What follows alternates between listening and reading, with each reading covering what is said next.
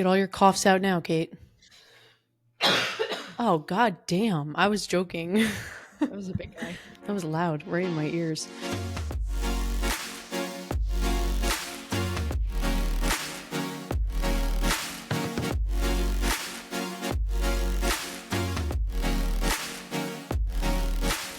Hello, everybody, and welcome back to the Allie G show. I am live with the Kate Granata, my sister, KL, Katie Liz, as all of our friends like to call her, and I have now started calling her. Kate, what's up? I'm excited for you to be the guest host today, and we can chat all things Ultra, but what's going on? Not much. I'm very excited that my first formal pod appearance is not just guest, but guest host. Very It's excited. crazy. I mean, it's crazy. That's a huge honor, by the way. I know. If Thank I you do so say much. so myself. No, I'm just kidding.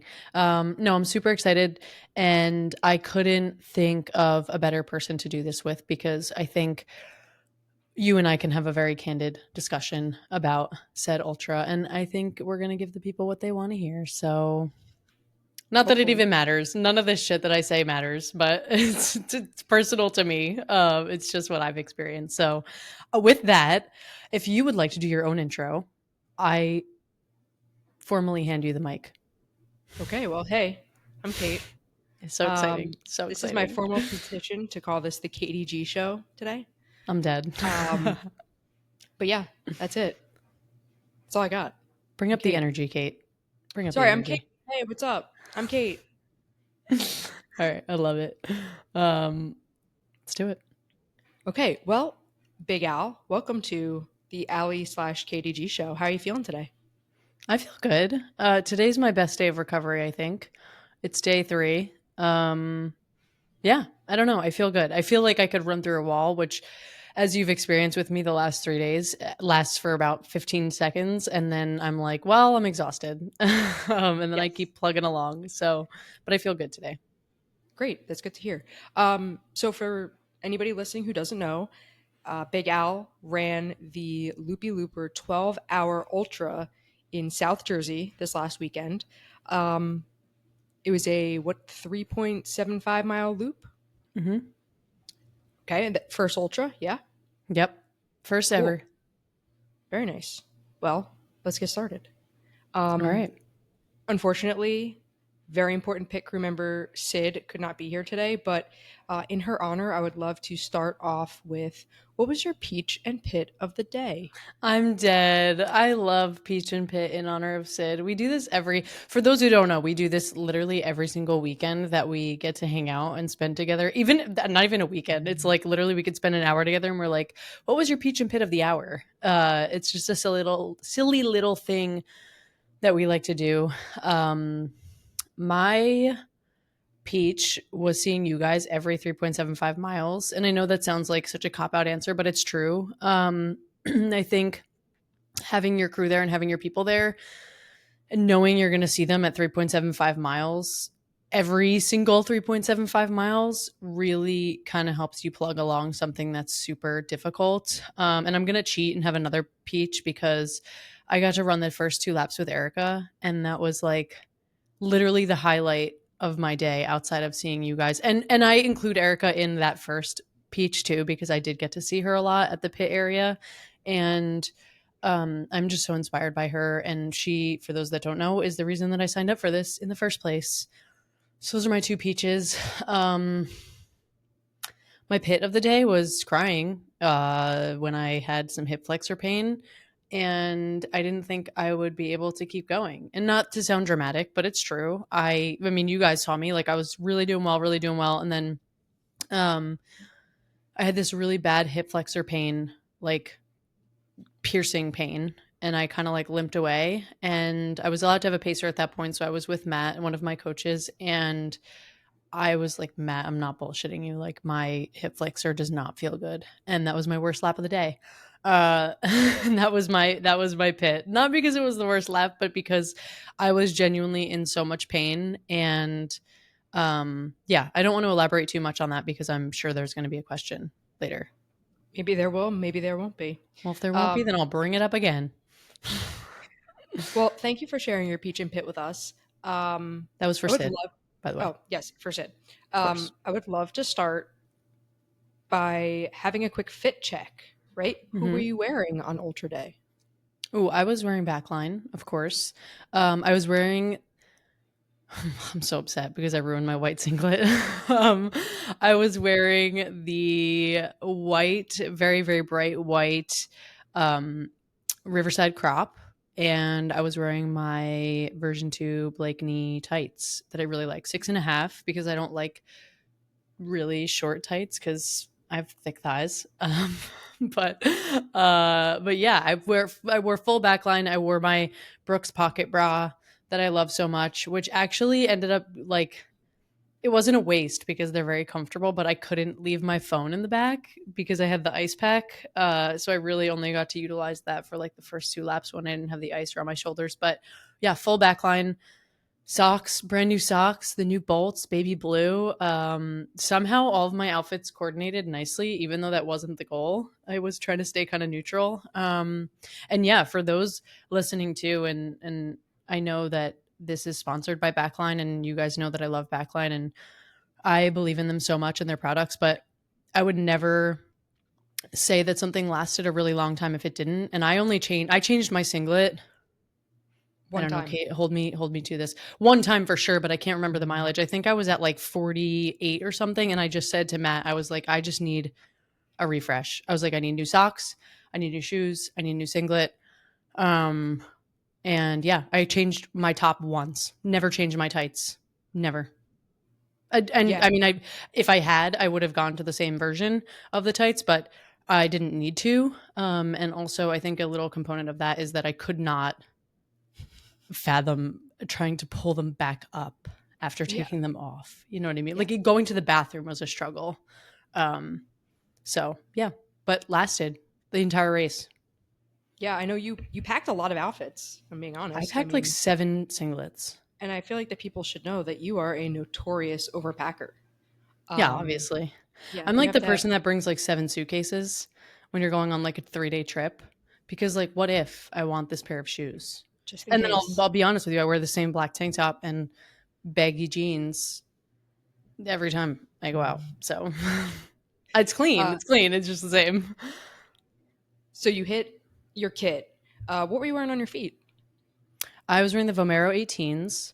I started with the bright pink that I've been using the entire training cycle, and then I switched to a pair that was equally as broken in, equally as broken in, but I didn't run a ton of long runs in them, but they were broken in enough for me to use them. I only switched my shoes once, and just because I had a little blister, so I was, and it wasn't the shoe, it was more so like I think I told you, like earlier in the week that I had a feeling I was going to have like a little problem with my pinky toe, but it's fine.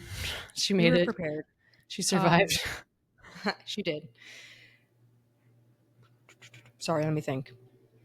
Oh, during this race, you tried out a lot of new equipment slash gear, right? Hmm. First time using like soft flasks to carry, Hmm. kind of homemade fuel.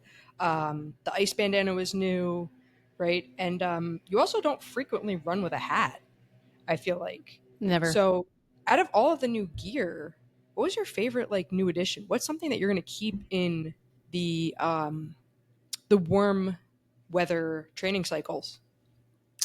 That's a really good question because again, to your point, like I didn't use any of that stuff during my long runs, and I ran on some of the hottest days of the summer, like in DC and in North Carolina and at the beach, and it was like 90 plus degrees, and I didn't have any of that, and I kind of slogged through it. Um, and uh, I think the ice bandana was a game changer for me. And you know me, like I hate shit that shakes. Like if it shakes on me, like I cannot handle it. Like pretty much everything, and I don't mean like a nothing new on race day vibe in when I say this, but I mean like in general, like I've tried a handheld bottle, obviously. Like when it's really hot, you gotta like I can only stop for water so many times. Um but before I like kind of lose steam. So I've tried the handheld and stuff like that, but I never had the ice bandana. I never had the little smoothie bottles. Like such a game changer for the long run. They're like these little, like you said, they're like what do you even The little say? soft Yeah, flasks. like the soft flasks, and I was drinking smoothies out of them during the ultra, and they're like small enough that you could fit it in your pocket, and it's like not annoying. Like I kind of forgot that they were in there after a while. So like I think if I ever train for another ultra, that'll definitely be an addition to my stash, and the ice bandana for sure. Very cool. Um, okay, so let's kind of get into the actual race itself, right? We've gone through Mhm. prep and sort of how you kitted yourself out and what gear you used. What was it like walking up to the start line? It Like, was was like anything going through your head? anticlimactic. No, I had not a thought, not a single thought. I think I was I was nervous, but also like confident at the same time because again, like I'll shout you guys out a million times. Like it's like I'm doing it for me and I'm doing it to see what I'm capable of doing. But at the end of the day, like it's you guys that kept me on my feet. You know, like I mean, all props to Erica because she relies on the aid stations and she goes to this shit alone. I like literally the most power to her because I would immediately shut down. So I think I was able to like walk up to the start line with that confidence and just knowing that like my people were there. You know what I mean? I Yeah. think there's like a sense of comfort. And also like I almost like missed it. So and Matt was like, you need to leave. Like he was pushing me to the Matt and Molly were like running me and Erica down to the start line. Um and then yeah, you kind of just went. And again, like I'll shout Erica out again. Like I think starting with her was such a nice way to ease my mind because like while she was running and she wasn't obviously she's a part of the crew, but like you know what I mean? Like she's not handing me food or handing me Right. drinks. Like I think starting with someone who knows what the drill is was also really comforting and really nice. Um so yeah, I'm just grateful to have had her start with me. Yeah, Erica's a total rock star. Coming in, Insane. doing these by herself, crewing herself. It's Yo. incredible. I'm going to crew Um, her for the rest of my life. we are so happy that she's now part of the Big Al's pit crew and that we got to crew Yeah. her too for some of the day. Yeah. Um, I want to briefly tell you about my interpretation of the start. Mhm. I thought it was incredibly fitting that you walked up to this park and, like, you know, for a huge event, right? They do a 100 miler, a 12 hour, 24 hour. There really wasn't much, right? It was Yeah. like a blow up arch for the start and finish, Yeah. a couple of cones. Mhm. But that was kind of it. And it really reminded me of the Martha's Vineyard Marathon, Mhm. right? Where you just your first marathon, you rolled up, there was a That blow was up arch. crazy. Yeah, They were yeah. like, "Are you gonna run a 7:30?" And I was like, "I don't know." And they're like, "Okay, you can go." And I literally just went. Yeah, that's what it gave me the same vibe as, like, Martha's Vineyard was just that blow up arch in the YMCA parking lot, Mhm. and it was just like go. Yeah. And this kind of gave the same vibe. Especially, I thought was interesting. You told me that there were no like course markers really or anything. That you were just kind of on your own. Yeah. Um, so again, that kind of like very casual, low budget vibe, I thought Mhm. was really fitting for your first ultra. Yeah, and, like, I'll be honest with you, I don't know. Other people can speak more to this. Maybe Erica can jump in on this in the comments or the show notes or something, on Instagram, but, I don't know what others are like, right? So I think having that and I've told you this since Martha's Vineyard and since my first marathon that, like, I think having that experience and having to really mentally stay in it and lock in was like one of the most valuable experiences I had because it makes you a stronger runner, right? Like you run a major, I think there are mile markers, right? Yeah, of Yeah, there are course. definitely mile markers. Like, and Martha's Vineyard, and I know I've said it on the pod before, but like Martha's Vineyard, the night before the tracking changed, the course changed. They were like, the mile markers might be wrong because they didn't have time to go change them all. So it's like you're kind of fucked up the whole time mentally, but it like forces you to like stay in it and stay locked in because you're like, oh, I wonder where the next one's going to be. And you're just thinking, right. And I think um, there's definitely beauty in like I say unsanctioned, which obviously this wasn't unsanctioned, but yeah, I mean you're like running with people, like regular people that are just walking around Cooper River Park and you're running over the overpass and then they're like looking at you like what are you doing? And you see the same people for 12 hours. Yeah. Did you make any friends? Did you like see any characters out there that like kept you going? Like, ooh, I can't wait to see him again. Can't wait to see her again. That's a good question. The pickle guy, the pickle pants guy. Oh, We little Erica pickle and man. I were behind him for a while at the like during the first two laps. Like I was seeing him a lot. I didn't, to be honest with you, I didn't say anything to anyone. I think I was scared shitless, so I was just like going and going and going. Um Scared silent, who which is else did I unusual for see? you. I know, literally, can you imagine when I have no words? There's a fucking problem. Um who else? I feel like there were these two guys that I was kind of like not pacing with, but like they would pass me and then I would pass them and then they would like whatever. They were wearing bucket hats. They were like kind of fun. Um I think those were really the only two or the only three people that I really saw, and then obviously Erica, which like we poetically ended up doing the last lap together. I did see her once before that though. Like I saw her. I don't remember the mileage. I didn't have a pacer, so it had to have been before 12 p.m. So it Yeah. must have been like in the 20s or something, um, or 30s maybe. And I saw her like as we were approaching the track one other time, and then the other time I saw her was like either at the pit or the last lap. So yeah, but I really didn't. I thought that, I mean, you know me, I'll talk to anyone. I really thought that I was going to be like courageous and talk to people, but I think you're just so in your own, like you're in your own groove and you're in your own pace. So that if you're not like immediately running with someone the entire time, like if that's not your whole plan, then it's like you're kind of just on your own. I Yeah. was bored. I was so bored for the I know. first. I was begging for a pacer, and not because I needed to keep my pace because I thought I did a really good job at that, but I was like literally talking to myself. I'm like, I need to just have somebody next to me. And it was only like hour 5, and you're just like, oh my god, it's 7 more hours to go. Yeah, but at least those 7 hours you had Matt, Molly out there with you, which was nice, Thank I'm God. sure. Yeah, I needed them for sure. Matt and I were singing along. Molly and I were telling stories, horror stories from Matt's Vermont 100. Yeah, it was a good time. It was a good time. What kept you going without a pacer, right? Like a looped run, just you and your thoughts. Yeah, How do that you was pretty uh horrible. how do you deal with that? I don't know. I think I was like so keyed up on adrenaline for like the first few hours. And then I was kind of like using the approach of, oh, if I, well, like once I make it to 26, like I have to keep going, obviously. I mean, I was going to keep going anyway, but it was kind of just like the mile marker in my head. And then I think when I hit that was when I started getting bored because I was like, I've ran a whole marathon. Like, why can't I run with anybody yet? um, but I literally was like calling friends because I had my shocks. So it was like my phone was still in my pocket. I wasn't really using it unless I like needed to communicate with you guys about something. But um, yeah, I called a bunch of friends. I was talking to Caitlin for a while. I was talking to Mariana for a while. I was talking to Mike for a little bit.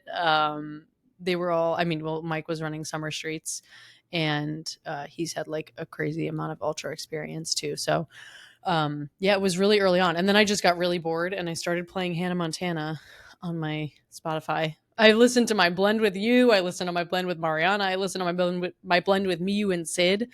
I was like literally exhausting all my options.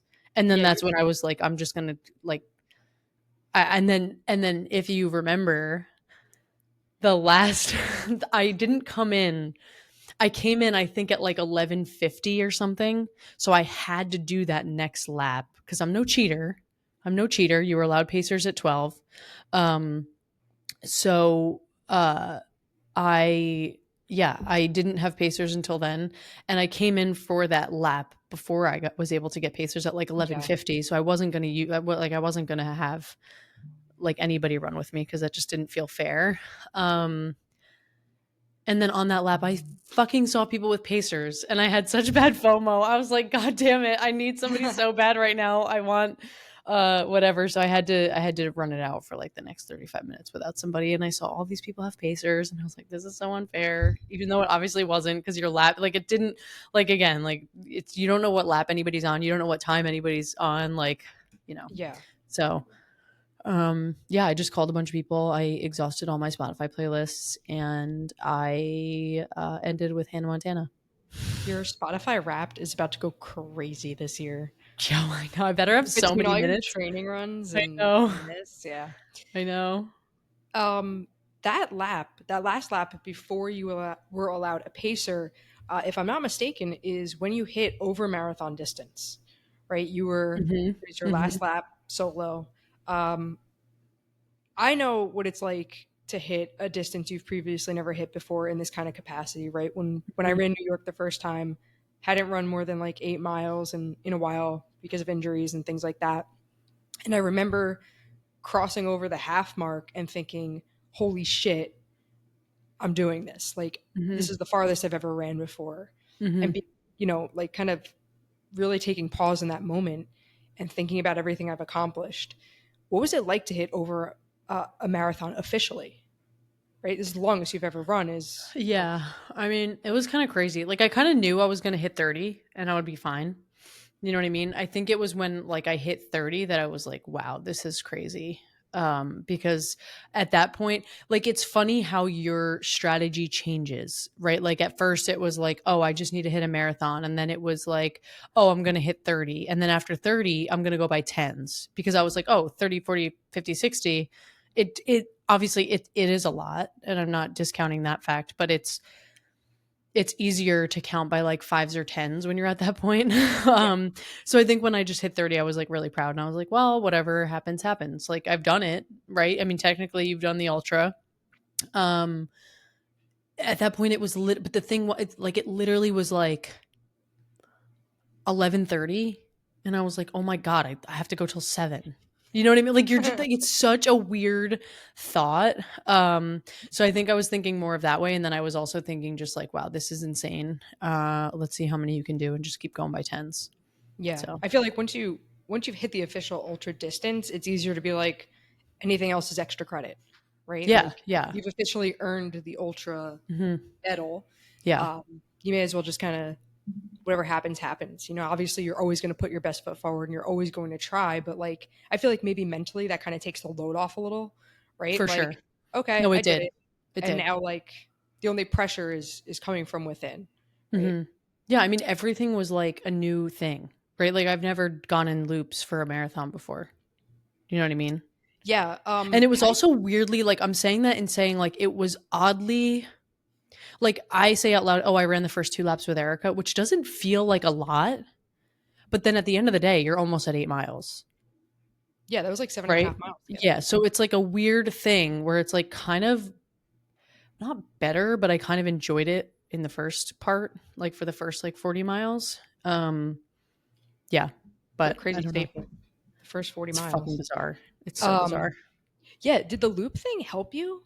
Like mentally? I don't know. Like we joke that like I hate the women's half marathon in New York and I try to break it down by, oh, it's only 2 laps of Central Park. Like, did Mhm. you find yourself thinking in terms of lap and Yeah. counting down, or did you look at it as like building up mileage? I definitely looked at it as building up, but I think to get through it, like when you're like, oh, I could do one more, I could do one more, I could Yeah. do one more, like a loop of 3.75 miles doesn't seem so bad. Yeah. Seems kind of Um, manageable. yeah. And like, I think in that way, it really helped as I was like counting up. I think the time was screwing with me a little bit. Like, I would look down at my watch, would be like, oh, you've been running for 9 hours and Yeah, that's 35 insane. minutes. And I'm like, that's stupid. Like, I'm like, that is just so stupid. You know And what I then you mean? come in, And no, and then you come in and you see like the clock running up, right? yes, Like at yes. And there are no mile markers. So you're like kind of like, if you're not doing the math, which, like, obviously for the first a bunch of miles, I was doing the math, but it's like you kind of get to a certain point where you're like on autopilot. And I was like, okay, well, if I stop now, I'm going to like really take it down a notch, like naturally. And, um, yeah, I kind of just started using things along the way. It's like, oh, I'm almost at the boathouse. Oh, I'm almost at The Yeah. last overpass. I'm almost Those at the last turn. Yeah. little And then you kind unofficial of get mile into your markers. own groove. And then like I wouldn't really look at my watch um only to Yeah, I feel like that see. would just fuck with your head if you just kept Yeah, looking like I down. only looked like maybe 4 or 5 times, and it was mainly when I was like hurting a little bit and I knew my pace was dropping. Yeah. Which I mean is fine. Obviously, I'm not saying that is a bad thing. Like it was what it was, um, but yeah. And then I also in the beginning was looking because it's very hard for me to get a feel for like my pace outside being a little bit slower. So you're kind of like in this race mentality, even though it's not really a race. I mean, it kind of is, but I wasn't like A race looking at it against like time. that. Yeah. And it was like a race to 6:30, basically, is how I looked at Yeah. it. Yeah. Um, and um, I just didn't want to like be going out super fast because it's very that was like something that was really hard for me. So to be able to like maintain that like 9:15, 9:30, 9:45 pace throughout was like really the only thing I was looking at my watch for. Because when I was talking to people, I would get excited and then I would like speed up. And then I'd be like, ah, fuck. And then you're like, oh, I got to slow down. And then you slow down and you're like, oh, my legs hurt now. You know, Yeah. like there are just a bunch of things that like you're thinking about. Yeah.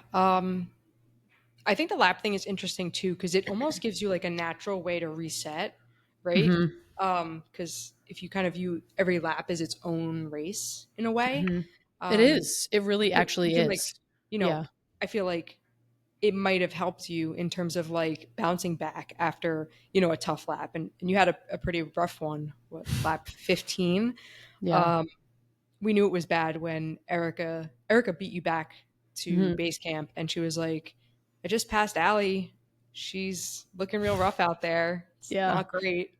Yeah. Um, so can you walk us through that? Like, what was going through your head at that point? You had Pacers. You had been Hmm. in it for a really long time.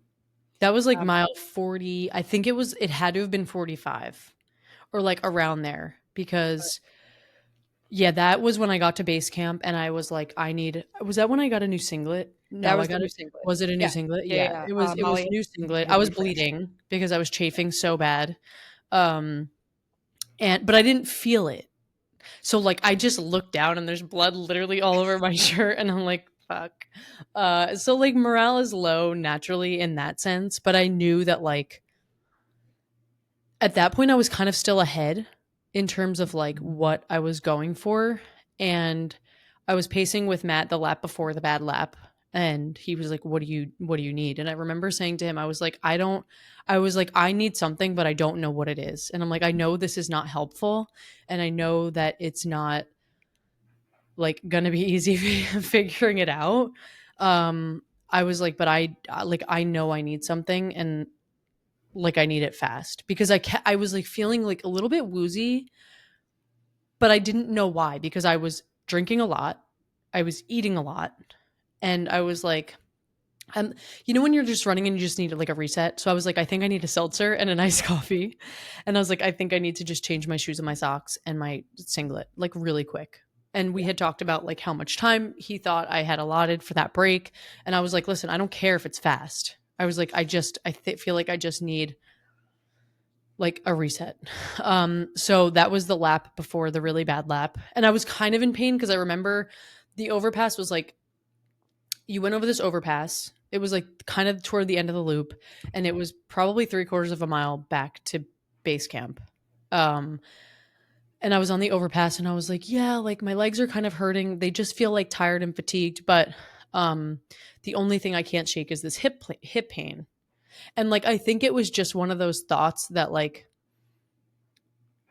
came out. Like I was just it just like it was so prominent that I was thinking about it. Like I was not thinking about anything other than having this hip flexor pain, which as you know is like really tough because when you're in your stride and your stride is so good up until that point, and you're maintaining, it's like you get to a certain point where your foot is just slapping the ground because having that hip flexor pain is like you could lift up your knee and your knee will just slam down because you kind of have yep, no control because it hurts so bad. So like I was kind of hitting that point and I felt my feet, like my right foot, like literally slapping the ground. I was like, this is not good because it's not going to get any better if I don't like take the time to do whatever. Right. So I had that bad. I Walk into base camp, change.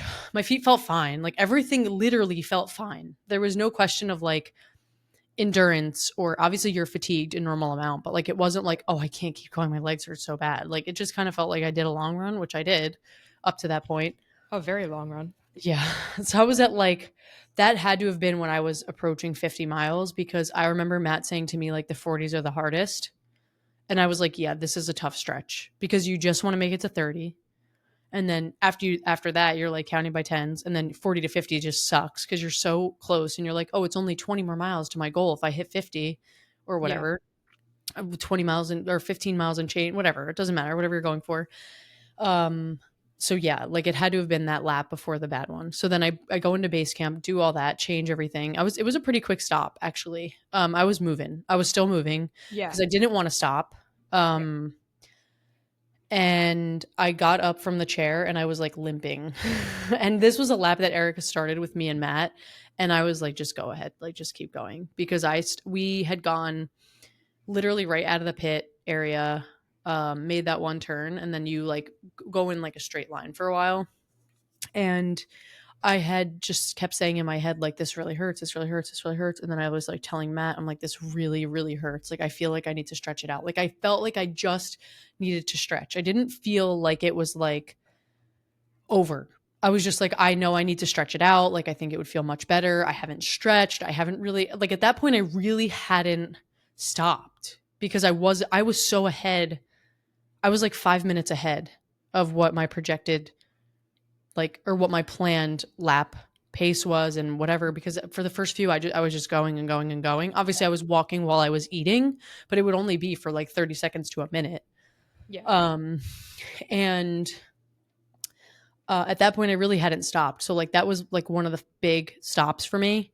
So I don't know if that's what did it. I really don't know. Obviously I think a part of it is a lot of the fatigue, but anyway, I stopped, I stretched, and I was like getting a little teary-eyed, and then I was like, Erica, you should A go. little. A And little I teary-eyed. no, well, I heard differently. I was, and then well, no, let me finish the story.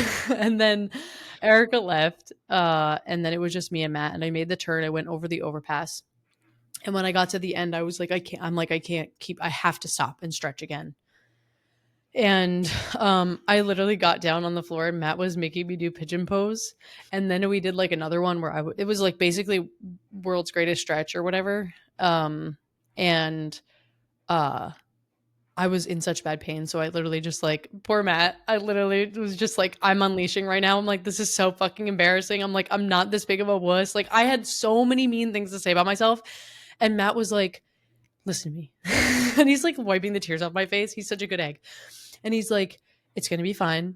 It's not over. He's like, we're going to take the time. We're going to stretch. We're going to do like a series of these stretches. And I stopped for like 2 minutes, and I was on the dirty, disgusting grass at Cooper River Park, which thank God I took a shower immediately after.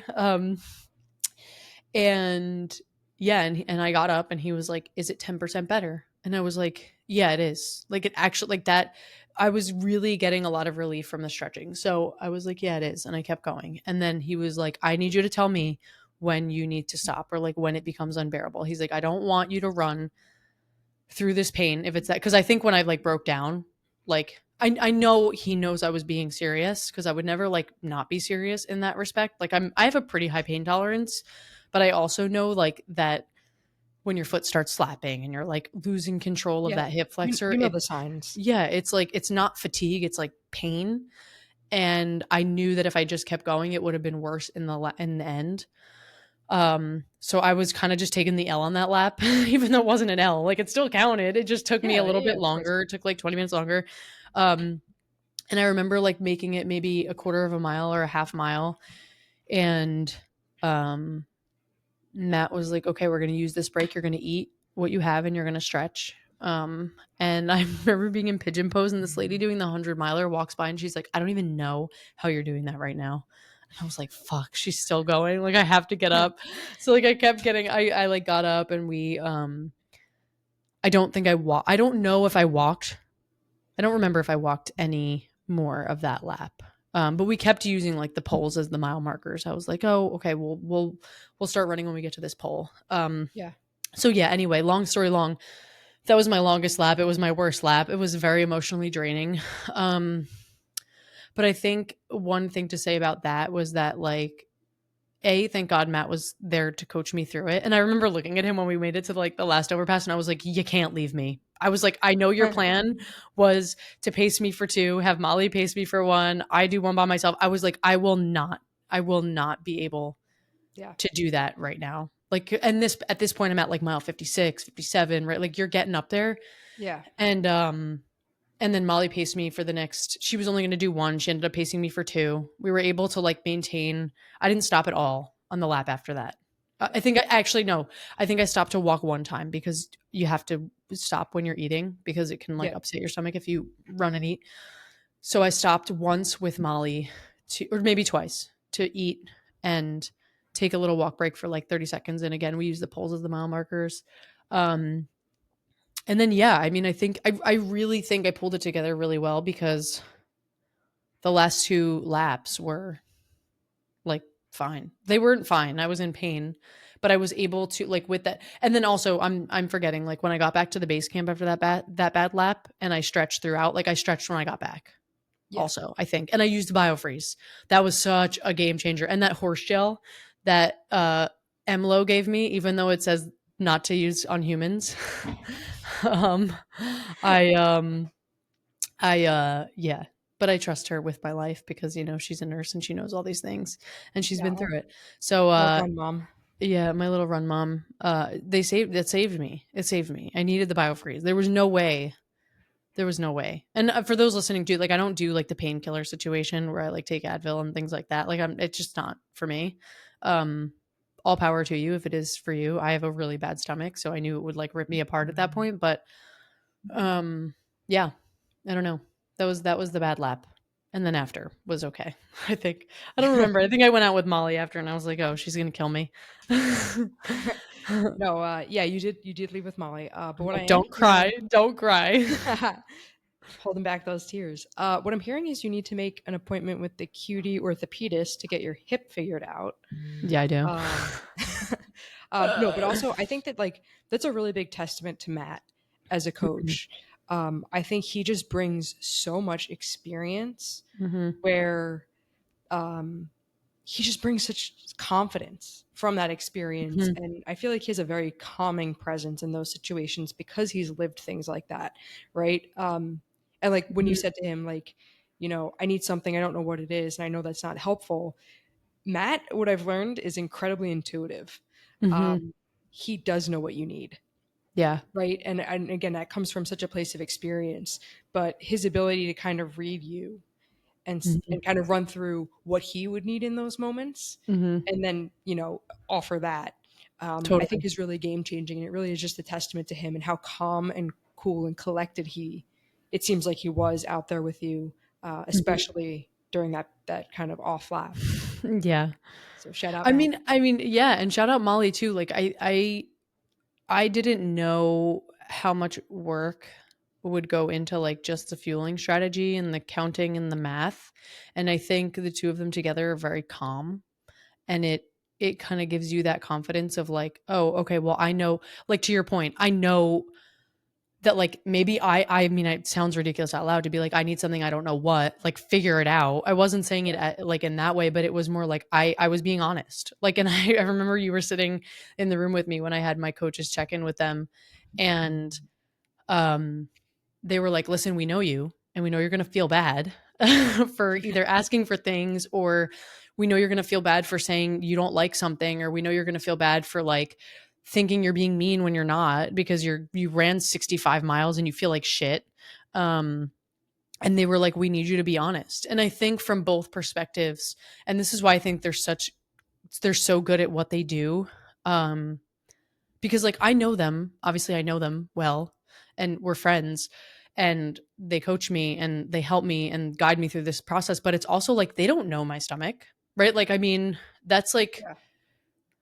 like I could have said anything that would Yeah. have helped and like Molly could have been like that doesn't typically work, but we're going to try it, right? And I think like that's such a testament to them and their coaching and their strategy together because um like I didn't I would not have been able to even think of what I needed Yeah. and Matt's ability to read me because Matt and I are very close.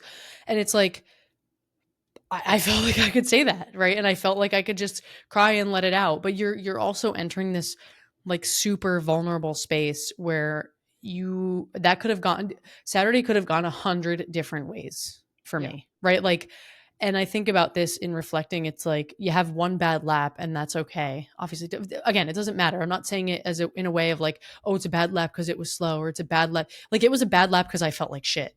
I didn't. I genuinely did not care about anything but making it for one more lap before 6:30. That is what Yeah. I cared about. I did not care that I slowed down. I did not care that I had to stop and stretch. I did not care that I had to walk. Right? Like it's not about that, and I want to make that really clear. It's more so just like you really are feeling so low, and you have to be able to. You have to have that relationship with those people to be able to like really let it out. You know what I mean? Like it's very hard to be like, I'm gonna cry to a stranger about how my hip flexor hurts, even though they're running the 100 miler and I'm only running the 12 hour. You know what I mean? So I Yeah. think that Matt really gave me that space, to feel comfortable and to just be like, this sucks. On the last lap, I literally was like, fuck this branch, fuck this sidewalk, fuck this turn, fuck this overpass, fuck the boats. I don't want to see another fucking person. I was so ready to be done, like with everything. And he's like, yeah, you never have to make that turn ever again today. And I was like, ever again, period. But yeah, I mean, yeah, you said it perfectly. I think he was just he really gave me that space. And he knew I needed a seltzer. That's what I needed. I Yeah. needed a seltzer and I needed a coffee because I told them I hit my 3 p.m. slump every day and it was 3 p.m. and I was miserable. So, yeah, it was good. It was good. But I would not have been Um, able to do that alone. I think when you're by yourself, it's harder to convince yourself that things are okay. Like I think when Matt looked at me and was like, "Is it 10% better?" Right? I was like, "Yes." yeah. And in that moment, I was like, I'm really proud of myself for knowing I just needed to stretch, or I needed to stretch 4, 5, 6 times. I don't care how much I needed to stretch. Like, I just knew I needed to stretch. Yeah. Um, I so mean, you're always going to be mean to yourself on race day, right? I feel yeah. like that's, you're going to be your own harshest critic. And I Hmm. think having people like Matt, Molly, Sid, Marta, Erica there to kind of bring you back and reassure you and kind of provide that positive energy and that Yeah. space to be vulnerable and like be like, this fucking sucks. Why would I do this? Hmm. Right? Like, you know, you don't need anybody else that's going to be mean to you because you're going to Right. be mean enough to yourself and critical enough of yourself where um, I think that Matt and Molly and Marta, Sid, Erica, All of you. I mean, yeah, we it all was had, like, I think the beauty of what we all collectively did on Saturday was like, in my opinion, the perfect balance of like silly, goofy, and like serious. I mean, I'm not serious. I am not a serious person. I actually get so very unserious. uncomfortable when I have to be serious. It's very awkward for me. Maybe it's like a coping mechanism, but like for those that know me, um, I absolutely like use humor as a crutch. So like to see you guys and like think about, and I'm again like I know I'm probably getting ahead of myself because you have questions, but just to know that you guys were at 3.75 every 3.75 miles was like truly the peach and highlight of my day, because it was like I was thinking about what I was going to say to you and what dance move I was going to do, or what, and we had not previously talked about it. Like I just started dancing and I was like, fuck it, I need like some humor, right? Yeah, And I think like having that and all of the work that you guys did, right? Like Sid was like, "Oh, I just ran your social media." I was like, "Just?" Like not that I was even thinking about like running my social media, or like we just had this fun idea and I was like, "You know what? That would yeah, be really fun. Like that would be cool to document it and have it." And I'm so happy that I do, because looking back at it, it's like, no, you guys were the ones that were like making me smile and making me laugh. Molly was the one that was giving me nutrition. Matt was the one that was primarily running with me, right? Like everybody has a specific job, yeah, and not in a way that like you have to serve me, but it's just like that's my personality. Like I need to have fun. Because if I'm not having fun with you guys and I don't get to see you guys and joke with you guys, like what fucking fun is that for me? yeah. I'm No, literally at the end of the day, I would just literally be going out to run 12 hours. Like that's stupid. yeah, no. You I know what I think I mean? think we have a really balanced pit crew, right? Like the Yeah. whole concept of a pit crew is that everybody has a job, Mhm. right? So you look at the Formula One pits, and it's like, okay, there are four guys with guns ready to take those tires off, Mhm. four more guys bringing them on, right? Mhm. Like everybody has a very specific job, and when Mhm. everybody does their job correctly, that's when you see the greatest results, right? So Mhm. we had Molly on nutrition, Matt was pacing, right? Marta was Mhm. there, with the biofreeze and kind of the medical aspect. Sid was running your socials, right? Erica was out there for on-course support, and I think like everybody has strengths that they bring to a situation like that. And I Mhm. think when it all comes together, how could you not have a good day, Yeah. right? It's true. Everybody's yeah, no, I mean that so sincerely. Like you had your goals, right? You wanted to tie the previous course record, which you did. Mhm. Um, but in order to make that happen, you have to balance things out, right? You take Mhm. yourself too seriously, and then it becomes, you're your own worst enemy, right? And Yeah. I think you do a really good job of leaning into like, okay, yeah, I'm here to do something, I'm here to meet a goal, but who says I can't have fun while doing it? Absolutely. And I think it's also like it's cool how well, two things on that.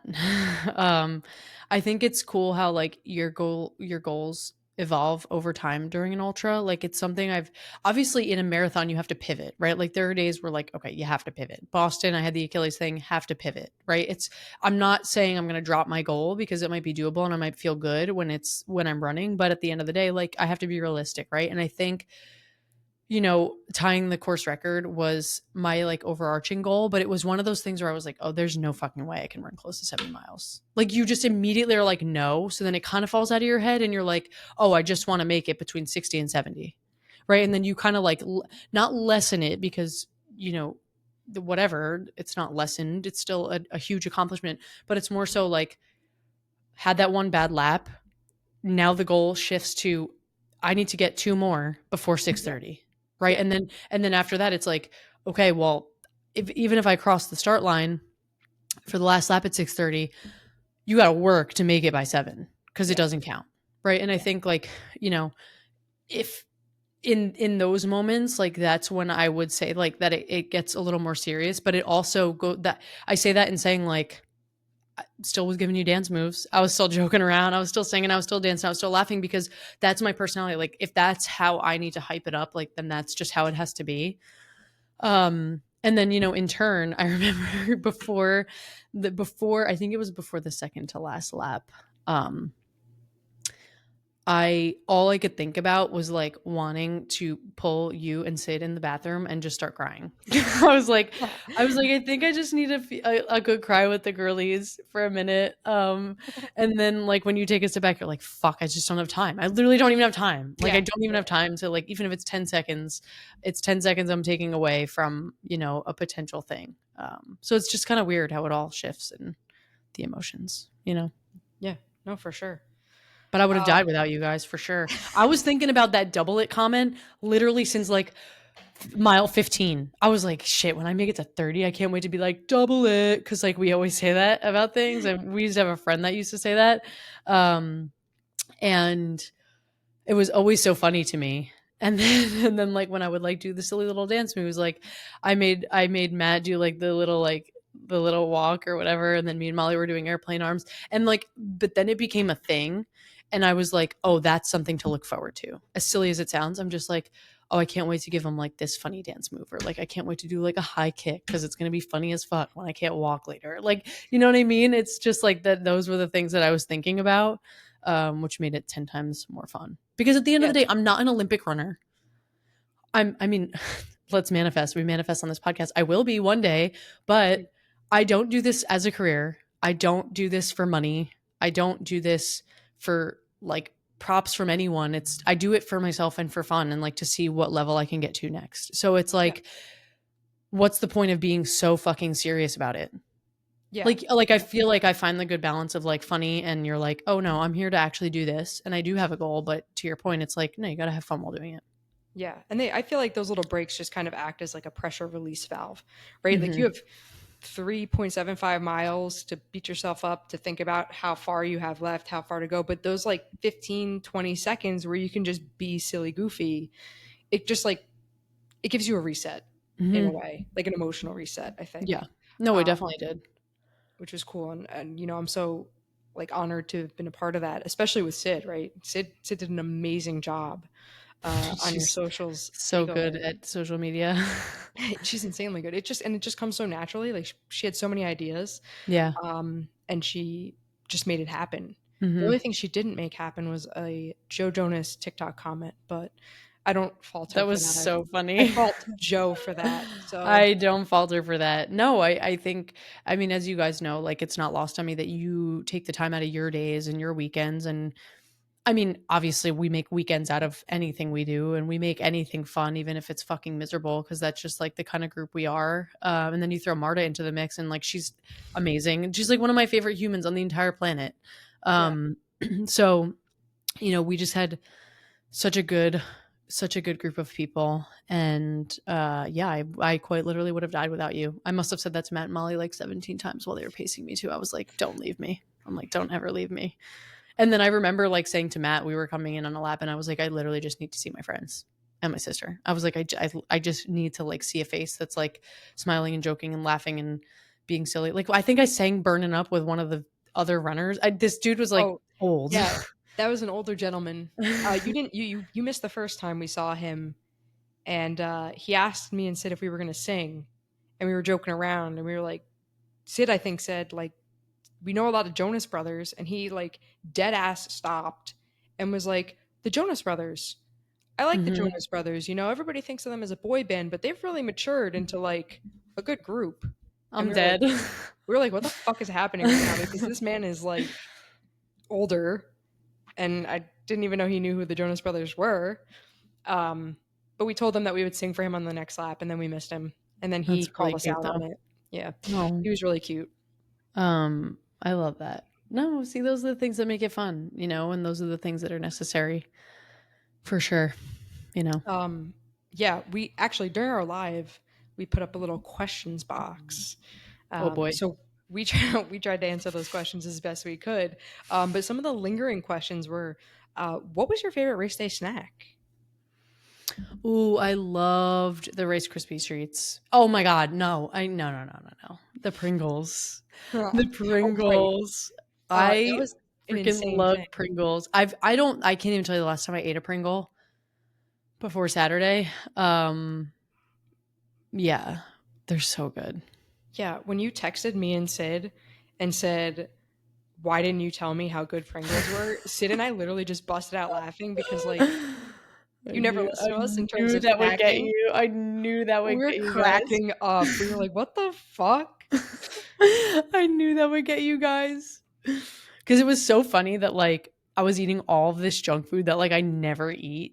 But it's like it's so funny because you and I talked about this after the race too when we were doing like a little debrief. Like Matt had specified to get like the name brand Oreos.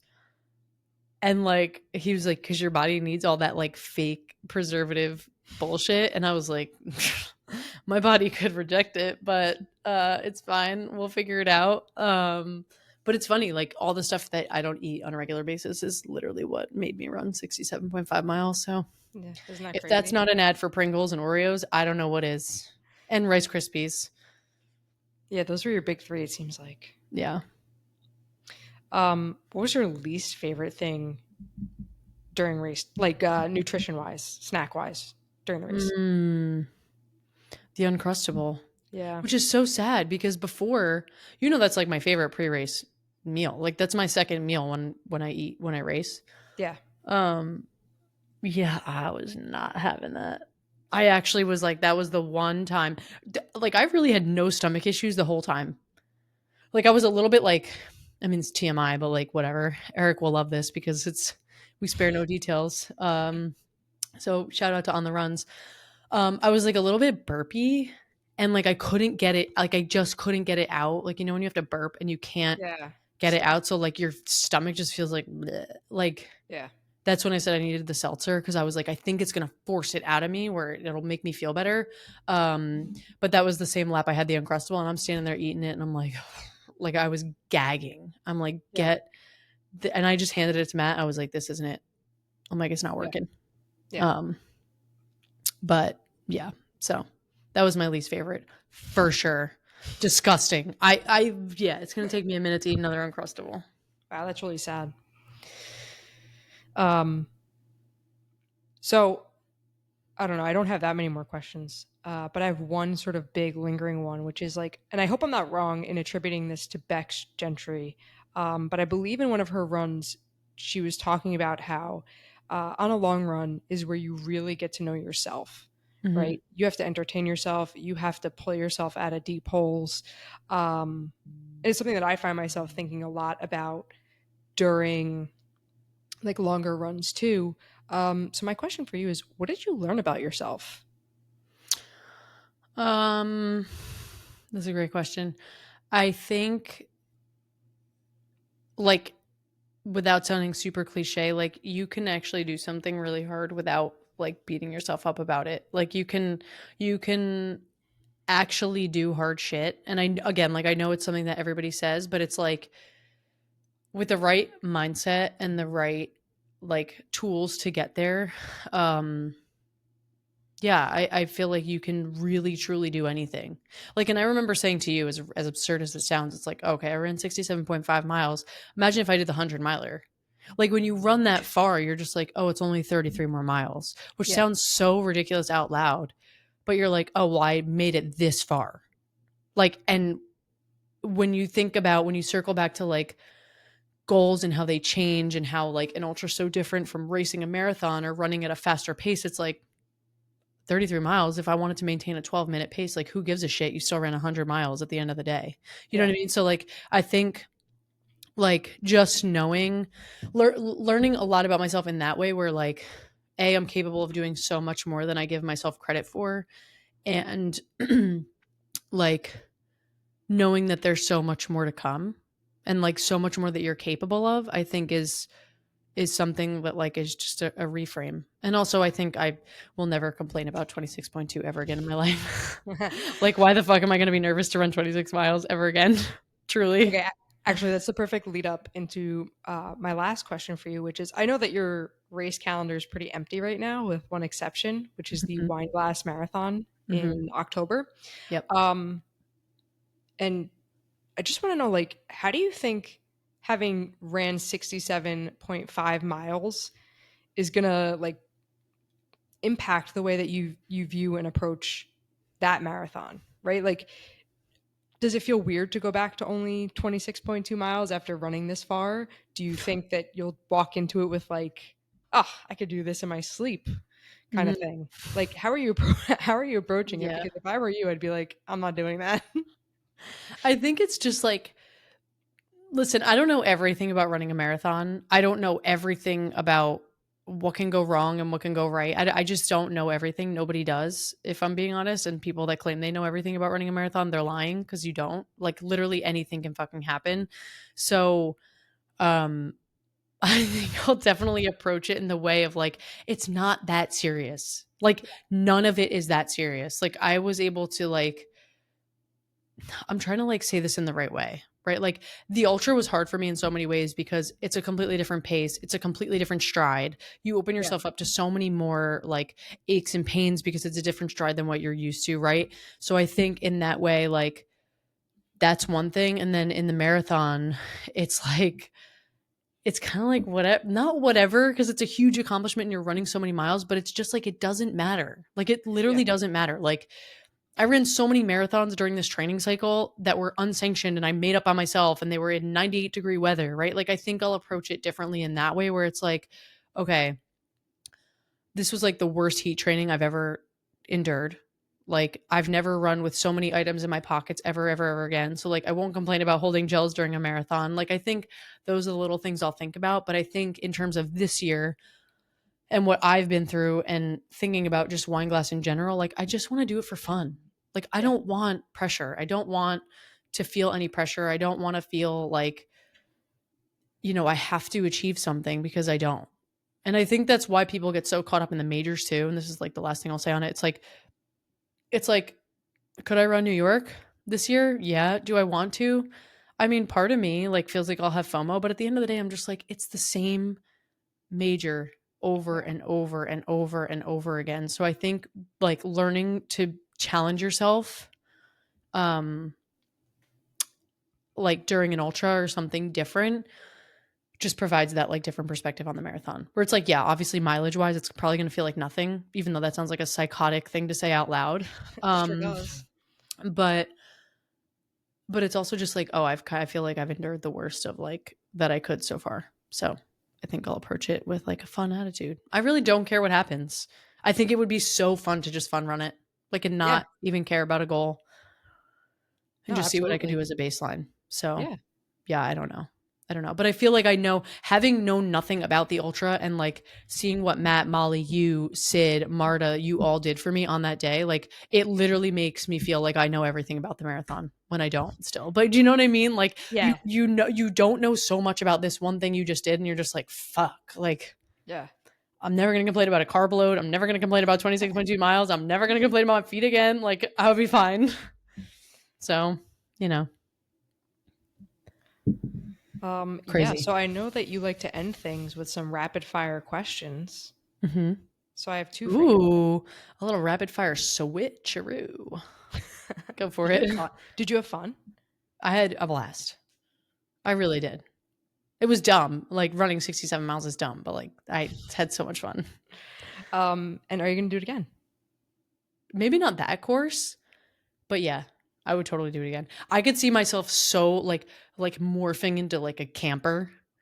Like that's like I want to camp overnight and run for 24 hours straight, even though I'll have no sleep. Like that is the shit that I thrive on. Like I have never been a good sleeper, so it's like it's fine. It's gonna be fine. But the Loopy Looper, I'm dead serious. On the last mile, on like the last lap, I was I was cursing at everything. I'm like, fuck the ice cream truck, fuck this, fuck that. No, it was all good. It was fun. I think I would, if I did that one again, I would want to do a relay. I feel like that'd be fun. Yeah, for sure. But yeah, we'll see. I'm gonna convince you and Sid to do one with me. I I already can't say told Marta Sid because we Marta should. already does them. I want to do a Yeti race or whatever, Yeti Ultra with Marta and Erica. That's on my bucket list. That'd be And so knowing fun. both of them, they will make me sign up. So, Oh yeah. and Well, now that Marta and Erica are friends because of our pit crew, I'm like, this is just, I have to do it. yeah. Oh, a It's meant thousand to be. percent. So that's next. Maybe not next year, or maybe not this year, but next year. We'll see. um, all right. That's it. Any more rapid fire? Any last thoughts? All Just right. really proud of you. I think, you know, only a psycho says I've never run more than a marathon, and now I'm gonna go out and run for 12 fucking hours, half a day, right? Yeah. Um, the Crazy. the way that you handled yourself, right, mentally, emotionally, I think is really inspiring Hmm. and incredible because like it takes a special type of person, right, to number one sign up for that. Number two, Special you for know, sure. have kind of like a clunker lap like you did, right, and pull yourself out of it, right. You had every reason to stop. You had every Yeah. reason to tap out. You had already hit the ultra mark. You know, you could have walked away. You could have I tapped already out. hit 60 miles. I was like, fuck Yeah, it. And yeah. also, like, to that point, my last lap was literally a progression run. I had the fastest miles in my last lap that I had the entire run, Racing to which, get like, done. yeah. And not even, I still had a buffer. So I was like, and I was chasing for third. So I was like, I still had a buffer. I was chasing somebody for third. And you just don't, at that point, you just don't know who it is. You also don't know what lap they're on, even if they're passing you. So it's like, it's kind of all a crapshoot. But yeah. And then one thing I will say, because we didn't touch on it, um, my post race meal was rigatoni and vodka sauce and a Caesar salad in bed at the Right. hotel, That's right. which was amazing. Shout out Little Nanas in Philadelphia. Yeah, so good. I literally had the same meal two nights in a row. So Yeah. if that doesn't tell you that you need to go there, I don't know what does. That was your pre Um, and post race meal I came know, from there. I know, crazy.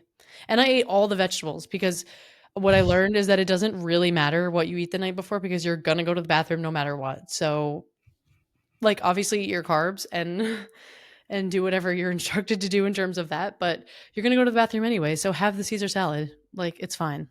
And Yeah. that's also And another approach for the marathon, like whatever, if you have to stop and go to the bathroom, like who cares?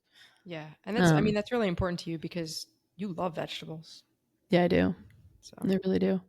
But no, this has been great. I want to give a huge shout out again to you and Sid and Marta and Matt and Molly because again, it's not lost on me that you take your time to be there and support me. So you know how much I appreciate it. Shout out Sid for all the content. And shout out shout Kate out for buying to the flipboard because that was so fun. And shout out Marta for saving my life with when I had heat rash. And she kept me sun blocked. yeah, Marta. she did. She was like arms out and sprayed me all over the body, all over my body. And was like, bye. It was great. Maybe when this episode comes out, I'll post one of the videos of them all working on me at the same time because I thought that was fucking hilarious. Like I was a Formula One car. No, but it was great. I would have simply died without you guys. So thanks for being there. And thanks to our whole crew. And thanks to Backline for these 6 shirts, Oh yeah, Matt did a which crazy good I job. only got to wear after, obviously. And I'm not going to turn around because I have this crazy camera that follows me. But it says Big Al's Pit Crew on the back, which for next time, we're going to have to change to Big Al and Erica's Pit Crew.